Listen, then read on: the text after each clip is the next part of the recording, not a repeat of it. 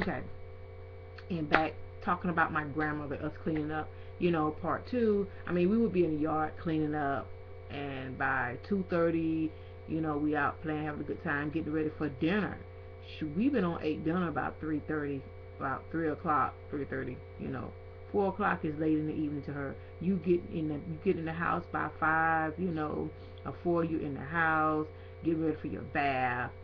I'm talking about my grandmother. Like I was talking about it earlier, being at my grandmother's house, like getting up early in the morning, like doing work. You don't just sit around the house, her house. Like right now, I understand how that goes, and you get everything done. If you get everything done before 12 o'clock, your day goes smoothly. Goes smoothly. Oh my God! I just woke up, so I'm just like, it's early. Um, your day will go smoothly. There we go. Okay, and by 4 o'clock, we pretty much eating dinner in the house, whatever. 7 o'clock, 7:30, everybody should have been had a bath by then because you're getting ready to go to bed. Everybody's gonna go to bed. Excuse my neck rolling. I'm a sass. I'm one of them sassy females. It's always popping that neck or whatever. I didn't used to do it when I was a little girl, but anyway, back to that. Back to the grandmother, you know, thingamadig. But yeah, we used to be in about to go to bed around 7:30, and then 8, 9 o'clock. You sleeping for hours, like half the time I used to be doodling in my bed. When I say doodling, that's just like fiddling with my fingernails, looking at the walls, like, oh, I can't sleep. I mean, cause and if you in the bed too early, too much sleep, like too many hours, it's like an overdrive. It's like you can't sleep too long because like right now as I'm old, if I go to sleep like around 8:30, 9 o'clock, I'm gonna be up 1 or 2 o'clock just doing random stuff on the computer, just doing stuff until about 4:30, 5 o'clock in the morning, and then you fall back to sleep, and here you go wake up at 9 o'clock. It's a miserable day because I can't get it together. Like if I would get up and start doing stuff like around 9, like around 9, 10 o'clock, I get like real miserable because I can't really get nothing done like I want to. But anyway, um, I I'm just like randomly talking about things that we used to do years ago, like, cause I hate getting up in the morning like now, and I'm just like, I have to. I know I have to. It's summertime right now. I am out on summer break from school, online school, and I'm so glad because it's brain bottling when you're in school. Oh my God. And so I am so happy to get a break. Usually I'm always I gotta go to school. I gotta go to school. I need to go through summer break. But right now it's like the more you go, the longer process it is. You never get nothing done in class, and it's like it's just a whole cram bottling thing. So I needed a break to step back and see see the bigger picture because I started getting clogged. Like it's like I stopped seeing what I'm like in class. Like what am I doing? Like I don't see no more like what it's gonna take me, and it drives you crazy. This is like my third career. Um, I used to do office work, and I used to do ah office work the whole time I was doing hair on the weekends. So hair always been my main occupation. Like on the weekends, like I started when I was 13 as a shampoo girl. Weekends and all the way up, I've been doing hair 25 plus years, so I'm pretty much retired from that. I stopped doing office work. I got an office management. I got AS degree in office management. So I did that for like 7 years. I did collections. So like I stopped doing that was one career doing office work. I'm glad I learned to do that because I went to school at first um, in college. Back in the days. I'm not gonna say back in the days, and for RN nursing. But I end up, having my baby. I ended up having my two babies by the time I was 21, and in the process, I was doing RN, but I had to end up doing, getting a trade or something. So I got an associate degree in office management since I had those basic classes, and I was doing office. So I just went on and got my office associates in that, and I have so many plaques and awards and things I did, and my kid when they grew up, I did a lot of parenting stuff. So I just have stacks and stacks of awards and stuff like that. To like right now, it's like I'm just like burnt out, and it's a trip. All these awards I have, it's like what have I done? I'm so tired. Like, what to do next? And it's like, and then I have to look back. And that's why, you should keep your awards and trophies, because if you don't do that, you throw that stuff away, half the time you're not going to remember, like, what you have done. And when you get older, it's like, I haven't accomplished nothing. But I have to look back and realize, like, God, I did a lot of stuff. I mean, when I was a young girl, 12, all the way up until now, I was in Eastern Star, and I was on a drill team. When I was started, I was 12 up until I was 17. I was on the drill team marching, ISIS Surrett, and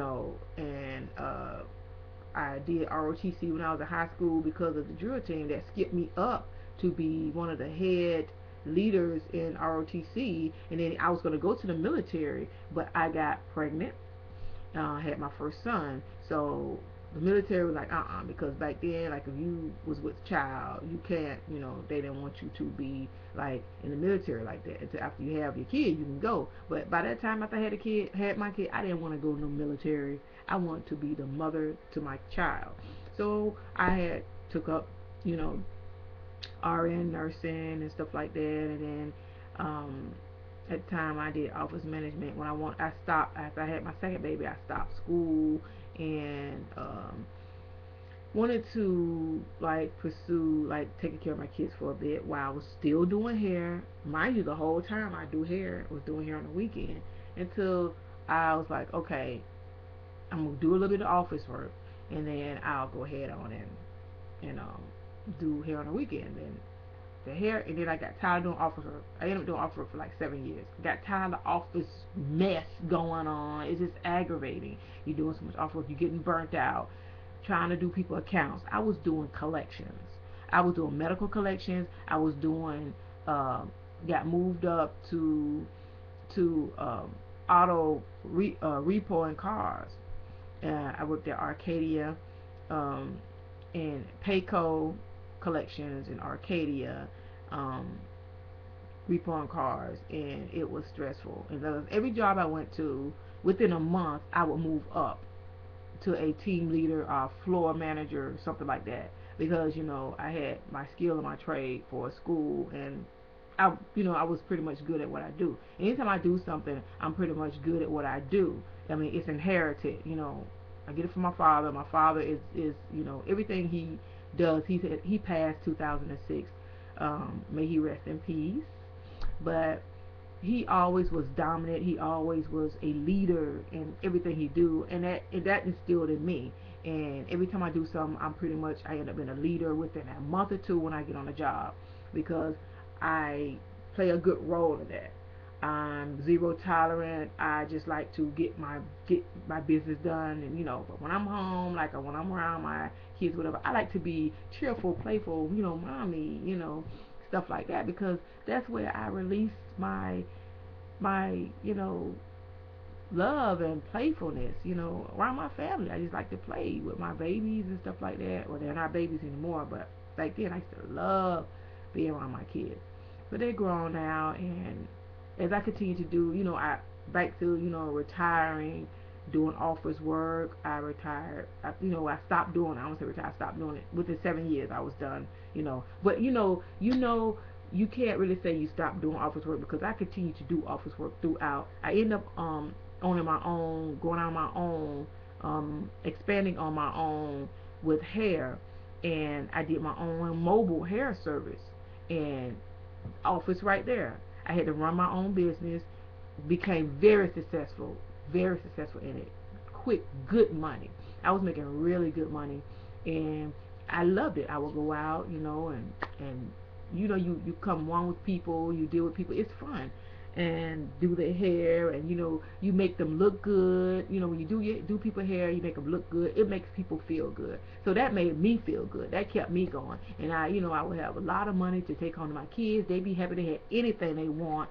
Um, And then after that, I, you know, decided to move to Alabama, and I did a little bit of hair there. Everywhere I go, I do hair. I have like a salon, in my house, something like that, because I have the license.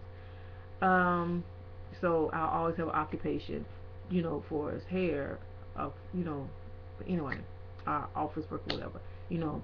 And I've managed um, hairstylist businesses for people like that needed to get their business up and going. I did that twice before, got people's shops up and going, because it comes natural, it comes easy to me to be a role model, to help out and show people how to manage their companies.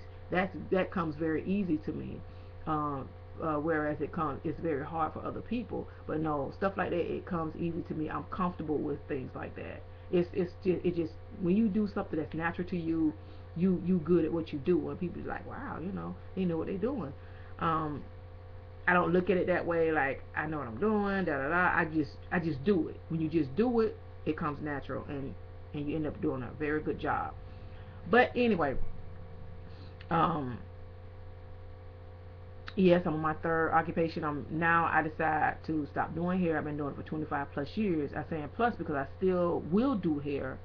Because I still have a salon, in my home. Um, and I'm not gonna turn down money.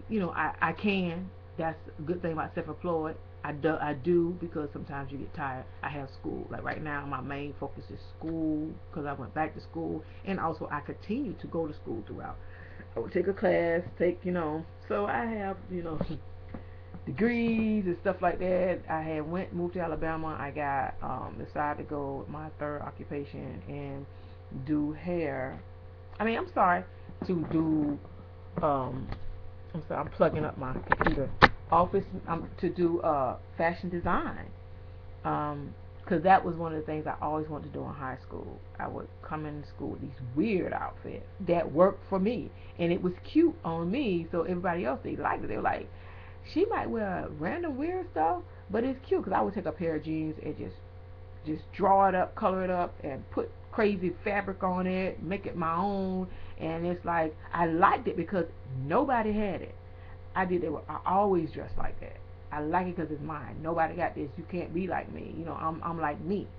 And when I design, that's how I do it. My designs, my clothing line is gonna be, all about me, and and to each and everybody that wear it, it'll be like all about them. And it's like, wow.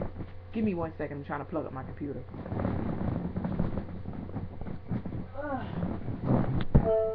Ooh, okay, it's blinking. I'm trying to get it now. Where is the plug? Okay, it's in now. But anyway, and I got my tablet sitting over here too. So, but yeah, um, I'm trying not to record so long. Usually I end up doing recording so long, but I'm gonna go ahead on but yeah, I'm on my third occupation.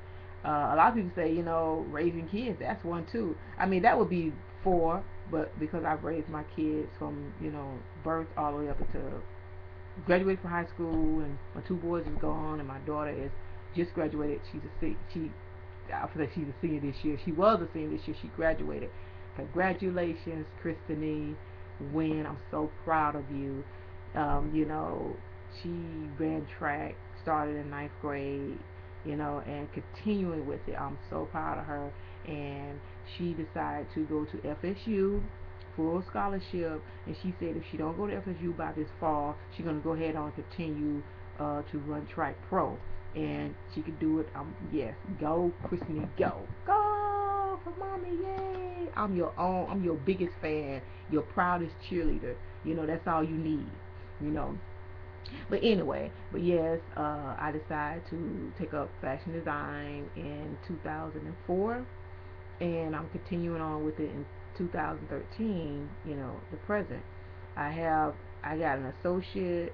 I took it up 2004. I got an associate 2005.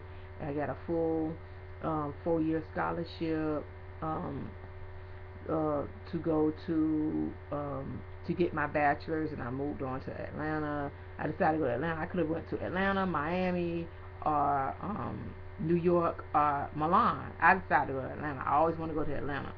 Um, but now that my baby graduated, I'm thinking about going to, um, I got my bachelor's degree. I went to Atlanta. I got my bachelor's degree. Now I'm doing online fashion design. Got my bachelor's degree in fashion design and marketing.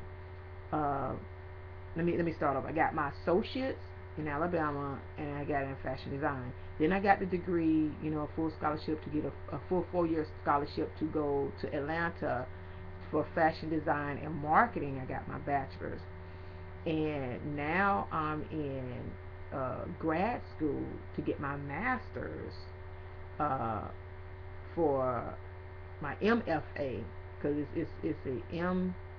I mean, it's AA, it's BFA, and then it's MFA. So I'm getting my master's degree in fashion design, just fashion design. Um, and this school is in California, but I'm doing it online in Atlanta. But because my baby was still going to school, she graduated now, so I'm thinking about traveling now and going to study abroad and all that stuff, and having fun with it. So I'm taking my time. I started 2011 fall. Yeah, 2011 fall. It's 2013. Some people say, oh, yeah, it'll take like 11 months. No, I'm taking my time. I'm doing it slow. I'm doing 2 classes at a time because my baby, she was in school, so I didn't want to, I wanted my schedule where I I had her fixed in and everything where it won't mess me up, and I could be there at home for her. And it's turned out really, really well. And I get bottled like right now, so far as taking 2 year, like 11 months or 2 year um, degree, master's degree. I'm doing like for 4 years because I'm taking 2 classes instead of 4 to get over it, because I want to take my time, because I want to take advantage of this master's degree and do study abroad and travel, and and just have fun with it. So I'm pretty much at that in that point where it's time for me to get ready to travel, to go to study abroad and all that good stuff. I'm excited. I can't wait, because my baby, I'm be traveling with her also in track and field, because she's doing the USTF Junior Olympics, and we're gonna get ready to travel and stuff like that, and I'm so excited. Okay, I done talked enough. Again, I said I wasn't gonna be on here too long, and again, I'm on here for 17 minutes. Go 18 minutes. It just that's the trip about talking. You can go on and on and on, but I am gonna cut this video short. I just want to let y'all know my updates and what's going on, and that's it. And I always say, uh, Regania's Touch of Design, because that's my brand that's coming out that I'm building in fashion design. You guys are gonna see it soon. I have my office that I usually be in, or I just sit here and I just check. But I want to say hello to my sister if she's looking at this. Selena Brown. I love you so much. I love my mother. Joyce Richards, and all my brothers that I have. You all know who you are, each and every one of you. Okay, I'm gonna go and get off this video, and I want to say peace out. Regina's Touch of Design. Love you.